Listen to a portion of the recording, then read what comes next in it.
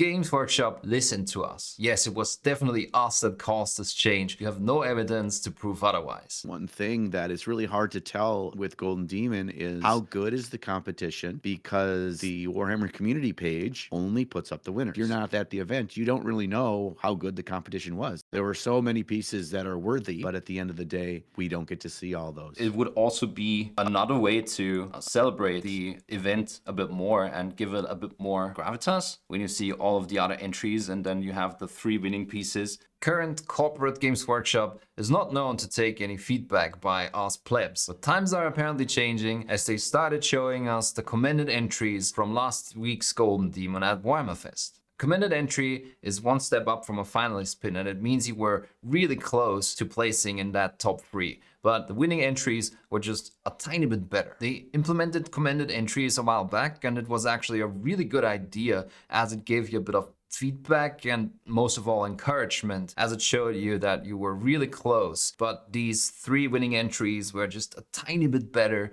and if you push harder next year, you might as well be in that top 3. But even though it was a really good idea, you get one of these cards and then you just go home. That's it. No one will know because Games Workshop decided a while back not to cover anything but the top 3 entries on their website and in the publications. And again, even though I think the commended system was a really great addition to Golden Demons, they're not using it to its full potential. And a couple of us tried to be vocal about Games Workshop missing a really big opportunity to show appreciation to the people that make their premiere painting competition what it is, and that is you, the painters that invest weeks and months into perfecting their entries, and the entries get crazier and crazier each year, and the quality of the competition gets higher and higher. And this is the essence of Golden Demon. It's the people pushing it forward. And finally, Games Workshop listened, and they're creating coverage of these awesome entries and put together this picture gallery. And I made this video because I think it's important that we criticize them, but we should also point out and appreciate it if they listen to the community and show some effort to improve. This is part 1, as you can see, and it's covering 40k single, Age of Sigmar, single miniature, small scale, young bloods, and open. And that's 5 out of 13 categories, which probably means there will be 1 or at the most 2 more articles of this kind on Warhammer Community. And just to show you how insane this year's Golden Demon was, we'll take a little peek at these commended entries. Someone pointed out that these pictures are a lot better than the ones they put up last week after the competition, and I think it's mostly due to the fact that they had a bit of time to edit these, unlike with the pictures of the winners that they put on the same day. But I don't know if that's true, of course. So let's start with Warhammer 40k single, and there's 9 commended entries, which shows us that this was a really strong category. Angelo Di Cello painted this Votan. His style is always really suitable for Golden Demons. He has a really meticulous style that focuses on contrast and edges, but on top adds these really awesome effects, like all the highlights on the individual panels and the subtle lightning effects, like here on the chest and here on the sword. If you look at the face, you can see that it's a really meticulous painting style that does really well with Golden Demons, and I think he's the person that won the most Golden Demons ever. Michael painted this awesome Horus, really great OSL effect for the face, really good metallics. They really transport that feeling of a battered and really old armor. A lot of awesome textures, the fur for example, and the leather.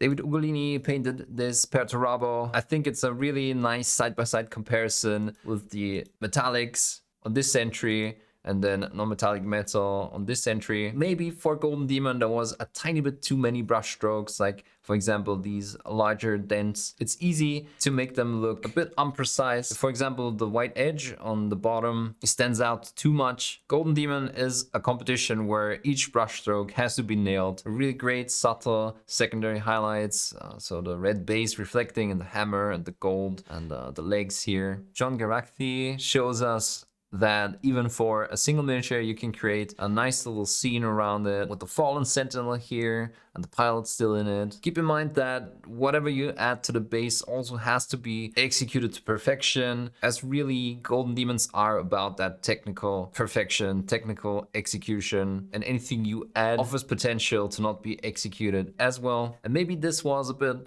of a problem here, even though it adds some awesome storytelling. Thibaut here with this Eldar. I like the OSL effect, the light interaction of the warm colors coming from the rifle, interacting with both the reds, of course, but also the cooler turquoise here. And again, whenever we add a scene, it has to be executed to perfection. And maybe there was a bit too many brush strokes visible, even though it obviously looks great. It's a thing that drags you down in a competition like Golden Demons that are just focused on perfect execution. And maybe not doing the background saves you a bit of time that you can invest into the rest of the mini. But again, they don't award creativity, they award perfect execution. Martin Patterson, I think he's an ex-heavy metal painter, shows us the Sister Superior. I like the red armor and how he has good contrast from really dark shadows going to really bright highlights, almost white. It's really difficult to do that. Stefano Lancioni with this Space Wolf, solid snow base, really awesome OSL with the blue reflection down here. And the execution of the silver armor, I really like that. Colors have a nice harmony. The yellow adds a bit of a warm tone to the overall relatively cool execution of the rest. Jorge with a Kazarkin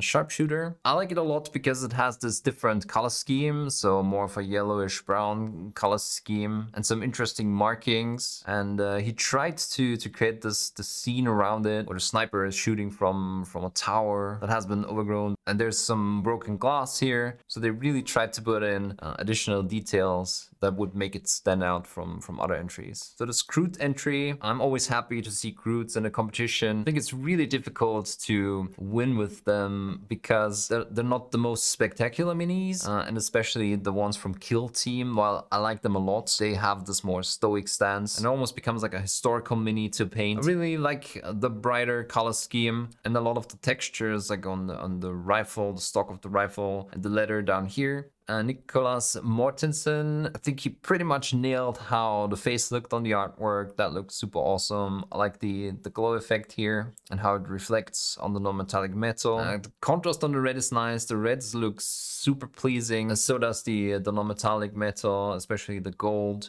the secondary reflections here and there. I think his style might be a tiny bit too rough for Golden Demons, so kind of need to refine these gradients a tiny bit, even though I like it a lot because of the intensity of the colors and the contrast. I think it actually becomes something that you have to consider whether or not you want to change your painting style for Golden Demons or not. Because again, the things that he does really well probably would qualify him to win a Golden Demon. The thing is, he would probably have to do a lot of refinement on the gradients, and it's a question whether or not you want to do that and whether or not you want to lose the style you have because of the brush strokes that are showing on your minis. I think this is a really good example of that.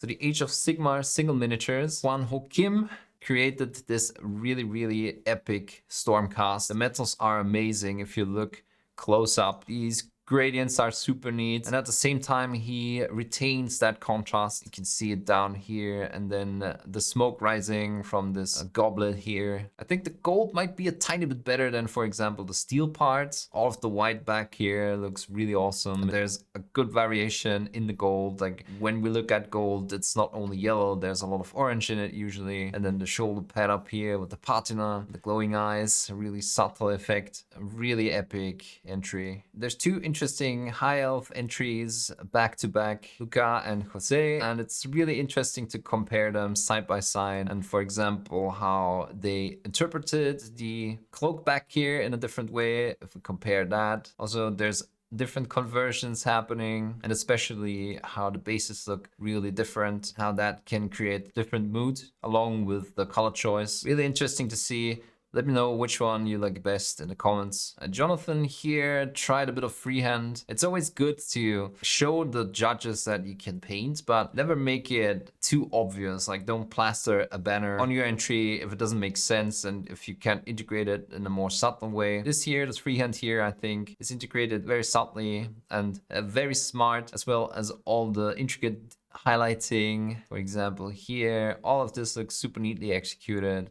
maybe there's a bit of not enough contrast in some of these parts if we compare them to the winning entries. So it's good to look at the winning entries and to look at your own entry and really just go through all the pointers and all the general things that make miniatures great, usually, for example, contrast, and see whether or not your entry compares in that category to the winning entries, and if it doesn't, maybe next time add a bit more contrast in this case. Kane Holman entered the skink, nice purple tones. I think the dark purple with the brighter purple back here, it looks particularly interesting. They built an interesting scene around it. Tomasz Pekka with this gold track, a really refined non-metallic metal, a lot going on the base, and really interesting tattoos. I also like how the orange of the beard reflects here in the gold, and that inner glow of the axe. Alexis thought this paint job deserves a Seiya sword. I like how they trimmed the grass to look like a pitch, and it's a good coherent color scheme with a lot of intricate highlights, so all of the skin tones are really neatly defined. Jacob Pettersson brings us this knife juggler. It's really cool how they made the knives appear like they are mid-air. Really awesome effect. Small scale only saw 2 commended entries. James Taro with this Adeptus Titanicus Titan,